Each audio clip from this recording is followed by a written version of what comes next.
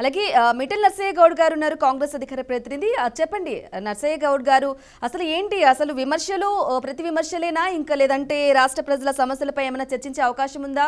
పాలన ఏ విధంగా కొనసాగుతుంది, గాడి తప్పుతోందా? మీ అభిప్రాయం ఏంటి, మీ వర్షన్ ఏంటి? మేడం వాయిస్ క్లియర్ ఉందా? ఉందండి, మాట్లాడొచ్చు. ముందుగా మీకు ప్యానెల్లో ఉన్న పెద్దలకు వ్యూవర్స్ కు నమస్కారం. ఇప్పుడు నిన్న అంటే మీ తిట్ల పురాణం మీద మీరు అడుగుతున్నారు కాబట్టి నేను ఒక మాట చెప్తాను. ఇప్పుడు అవతల వాడికి ఏ భాష అయితే వస్తుందో ఆ భాషలో మనం మాట్లాడితే వారికి సబ్జెక్ట్ అర్థమవుతుంది. మరి అవతల మొదలుపెట్టి దాన్ని పెంచి పోషించి రాష్ట్ర వ్యాప్తంగా విస్తరించినటువంటి ఈ భాష కేసీఆర్ పార్టీకి సంబంధించింది. ఇప్పుడు కేసీఆర్కి వచ్చిన భాష అదే. ఇప్పుడు ఇంగ్లీష్ వచ్చినంతో ఇంగ్లీష్ మాట్లాడితే అర్థమవుతుంది, తెలుగు వచ్చినంతో తెలుగు మాట్లాడితే అర్థమవుతుంది, ఉర్దూ వచ్చినంతో ఉర్దూ మాట్లాడితే అర్థమవుతుంది. మరి వారికి వచ్చిన భాష తిట్ల పురాణే కాబట్టి ఆ భాషలో మాట్లాడితే మాత్రం వాళ్ళకి సబ్జెక్ట్ అర్థమవుతుందన్న ఒక ఆలోచనతోటి మాత్రమే ముఖ్యమంత్రి గారు మాట్లాడారు తప్పితే ఎవరిని కించపరచాలన్న ఆలోచన లేదు. మేడం వాళ్ళకి అర్థమయ్యే భాష అంటే ఇదే అంటారా? స్ట్రెచర్ నుంచి వాళ్ళు ఎన్నన్నారండి. ఇప్పటిదాకా బీజేపీ మిత్రుడు కూడా మాట్లాడండి కదా, కేసీఆర్ మాట్లాడని ఉపయోగించని పదమే లేదు ఈ తిట్ల పురాణములో. బహుశా నేను అనుకుంటా తెలుగు నిఘంటు తీసి అన్ని పేజీలు తిరిగేసినా కూడా కేసీఆర్ తిట్టినన్ని తిట్లు, వాడినన్ని మాటలు, ఉచ్చరించినటువంటి భాష ప్రపంచ వ్యాప్తంగా తెలుగు డిక్షనరీలో దొరకదు మీకు. నేను ఒకసారి ఒక 15 ఏళ్ల కింద ఒకసారి ఈ తిట్ల మీద డెక్కన్ క్రానికల్ ఒక క్విజ్ పెట్టింది, పోటీ పెడితే నేను కూడా చేసి మాట్లాడిన. ఒక 3 రోజులు నవ్వుకున్నాం. ఆ మాటలు వినలే అసలు, నేను అసలు నా జీవితంలో వినలే అట్లాంటి మాటలు. అలాంటి భాష వచ్చినటువంటి కేసీఆర్కు ఆయన భాషలో చెప్తే మంచిగా అర్థమవుతుంది అన్న ఒక ఆలోచనతో చెప్పింది తప్పితే, అది కూడా రాష్ట్ర ప్రజలకు ఒక క్యాన్సర్ లాంటి అప్పుల బాధ పెట్టిండన్న ఒక బాధతోటి ఆ మాటలు ఉచ్చరిస్తాడు. అంటే ఈ భాష మాట్లాడడానికి కూడా ముఖ్యమంత్రి గారు ఆలోచన చేస్తుంది. ఎందుకంటే ఇట్లా మాట్లాడకపోతే ఆయనకు అర్థం కాదు, ఇట్లా మాట్లాడితేనే ఆయనకు అర్థమవుతుంది. వారు మాట్లాడిన ఏమన్నా తక్కువ ఉన్నాయండి? పిచ్చుకు ఇక నేను మాట్లాడితే బాగుండదు. కానీ ఇలాంటి వాటిని కేసీఆర్ పార్టీ తగ్గించుకుంటే అందరూ తగ్గించుకుంటారు.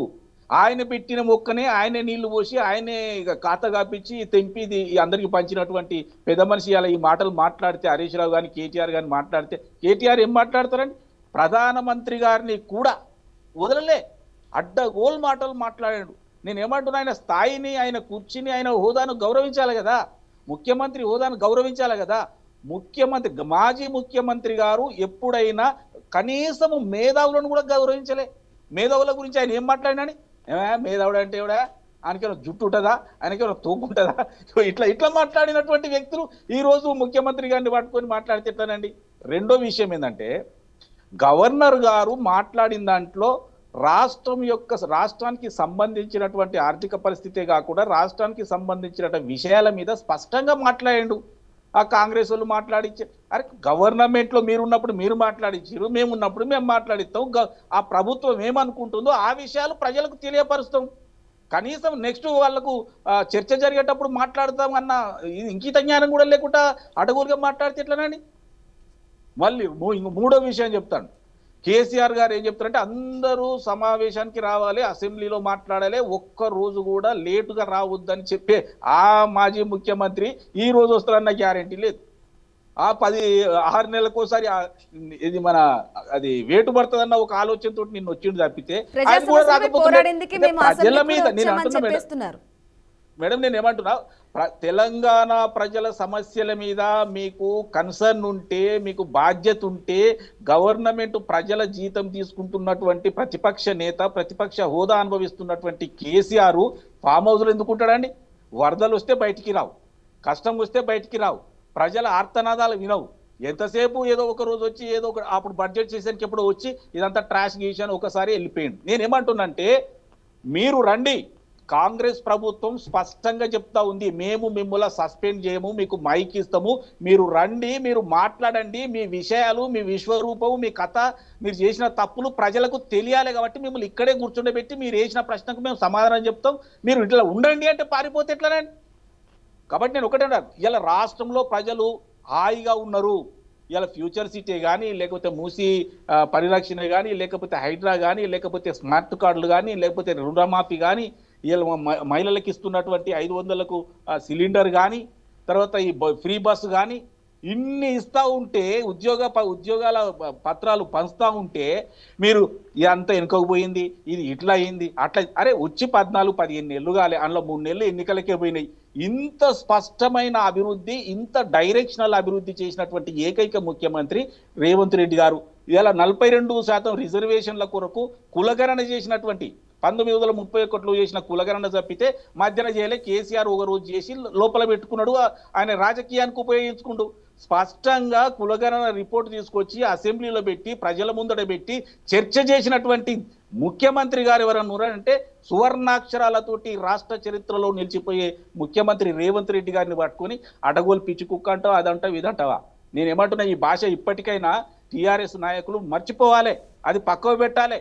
మీరు చేసినటువంటి తప్పులే మీ మీద పడతా ఉన్నాయి. ఇలా మీ మీద ఇన్ని కేసులు ఎందుకు వస్తూ ఉన్నాయి, లక్షల కోట్ల రూపాయల అప్పులు ఎందుకైనాయి, కాళేశ్వరం ఎందుకు కూలిపోయింది, ఏ ఒక్క హామీ అయినా మీరు నెరవేర్చారా? బీసీ బంద్ అన్నారు, బీసీలకు ఏమైనా ఇచ్చారా? ఎస్టీ బంద్ అన్నారు, ఎస్సీలకు ఏమైనా ఇచ్చారా? ఎస్టీ బంద్ అన్నారు, ఎస్టీ బంద్ ఏమైనా ఇచ్చారా?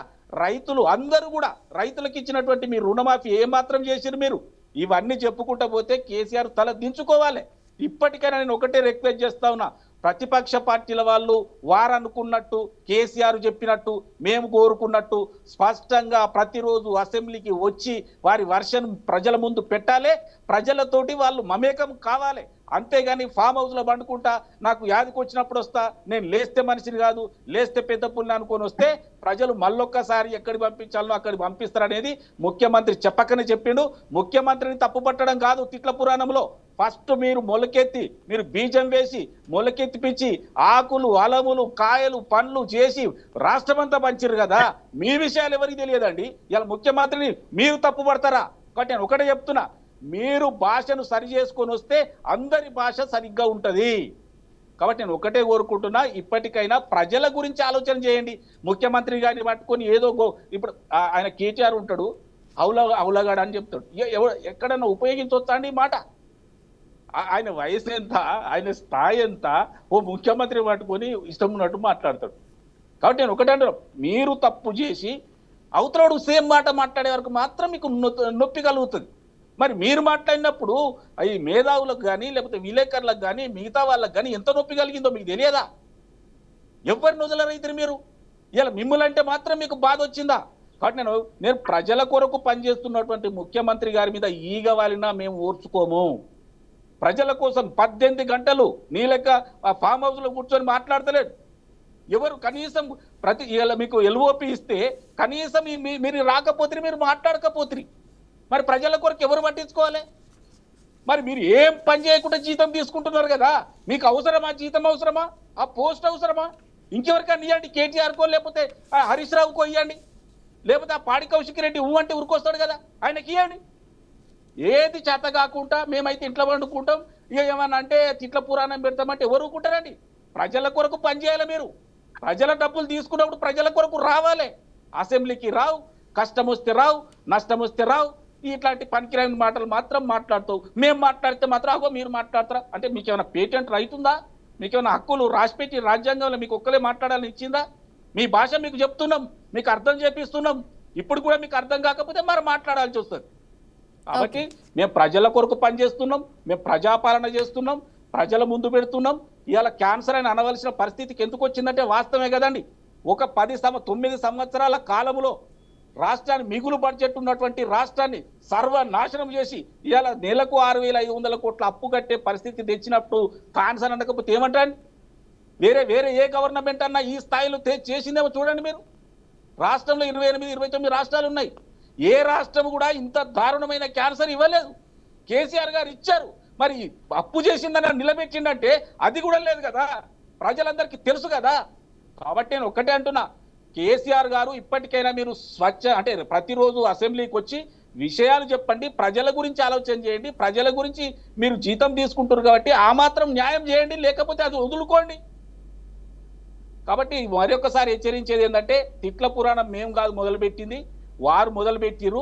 వారు బంద్ చేసుకుంటే వారి భాషలో వాళ్ళు సౌమ్యమైన భాష మాట్లాడితే మేము కూడా సౌమ్యమైన భాషలో వాళ్ళకి అర్థం చేయించడానికి మేము ప్రయత్నం చేస్తాం. మేము రాష్ట్ర ప్రజల కొరకే 24 గంటలు పనిచేస్తున్నాం. వాళ్ళకి ఇచ్చినటువంటి హామీలు అన్ని కూడా నెరవేరుస్తాం. ఓకే నర్సయ్య గౌడ్ గారు.